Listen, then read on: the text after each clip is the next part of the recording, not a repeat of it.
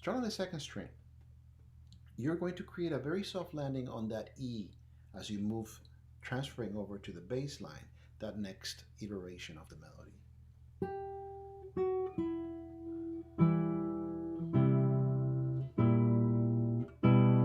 Land your bar here on the 4th fret to get the B, as well as the F sharp and D sharp. Then you're going to transfer right there to the second string.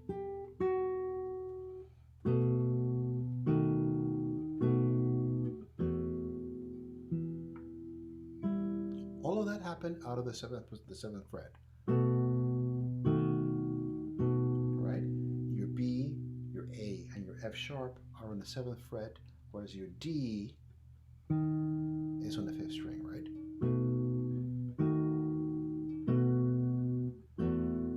Then your E is right there on the 7th fret. Next comes this beautiful direction that Sor gave us, but he inserted this little ornament. Now, a lot of people tend to make this ornament kind of a way of life, or they overdo it, and you completely obscure the direction of that melodic line. Always think of ornaments as just that. They're ornaments. That's all they are. Right? And then you have your G and a D.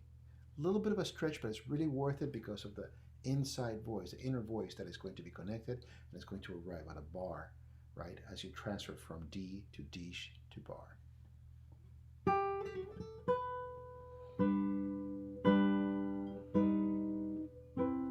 Right, tricky but worth it. And then I move my index finger out of here. So I rotate the tip of the finger to grab that mini bar.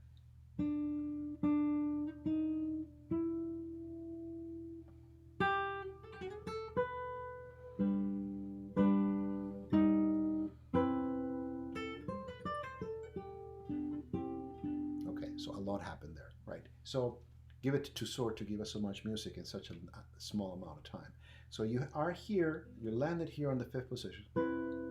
Then you have this sets of sextuplets, well, really 2 sets of 16th note triplets that happen over one beat, right? Right? As before, this is a gesture. It's just getting it to that G. And then the reason why the editor moved us to this is so that we could facilitate the next section, what comes right after this. Right? That's almost like dueling banjos. That it's an inside voice. The most important part, I feel, this is just my opinion, take it or leave it.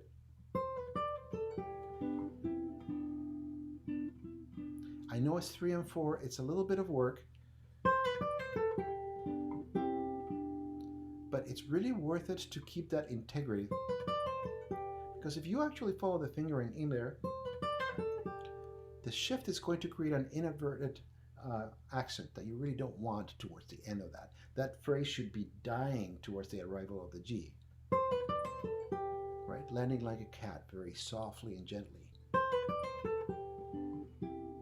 Be very gentle on the dueling banjos. Then you shift to 1st position.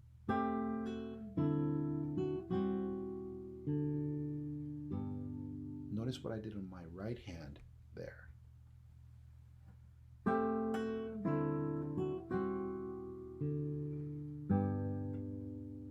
Right, so I did my pull off that transfers to that A bass, transfers to the D, and then that D is ringing as I go over to my G, but I come in as I play my G bass, I mute the D string. So I tilt a little bit the tip of my thumb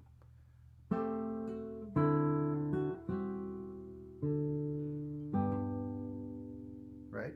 And so from here, after I play my bass, I mute that, right? The idea is not to let those basses split into the other one.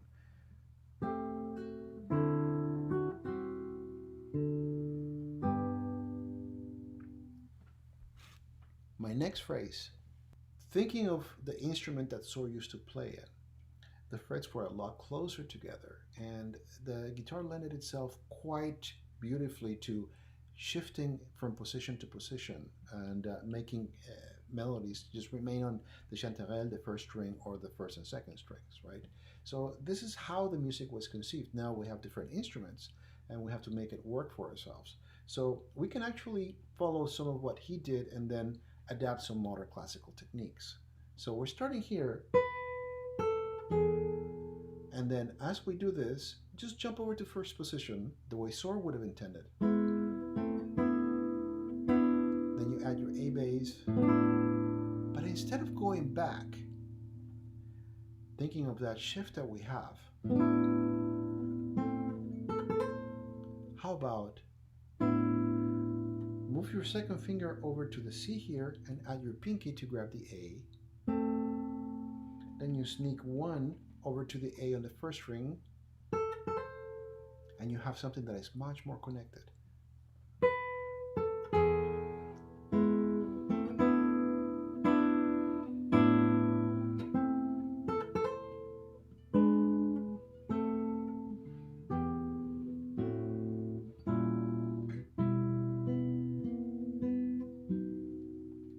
A couple of things happen here. Muting of basses is very important, right? So Sor writes those basses particularly in measure 10, right, where you just arrive.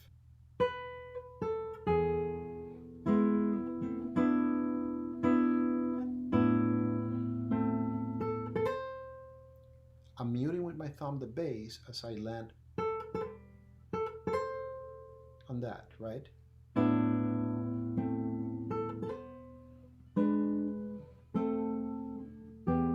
The editor went ahead and marked this beat as open, but since you're going to be on the third string with your third finger anyway in the next chord, why not anticipate that, right?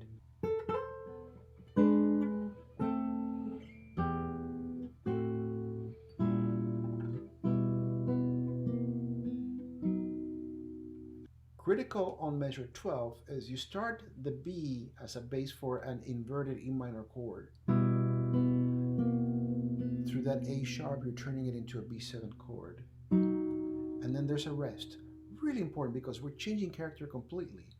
Now, it's still within the B7 realm, but killing the bass there gives us an opportunity to actually do something very interesting and fun with the music.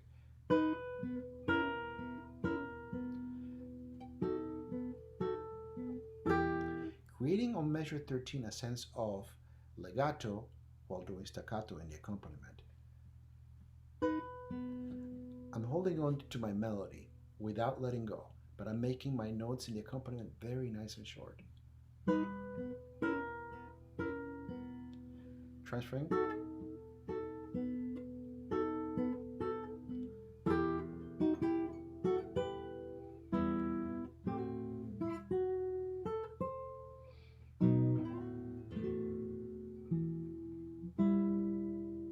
All of these transfers, the shifts that we have,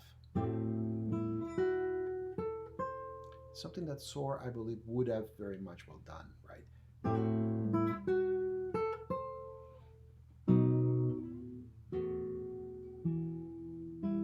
Now, notice that I have the same fingering here as in the landing, right? But I try to avoid sliding on the D string because it's wound. So what do? I keep the legato by keeping my pinky finger there, and I add my ring back over to the D string. Since it has the memory of being there, all I have to do is lift and land as I slide on my pinky.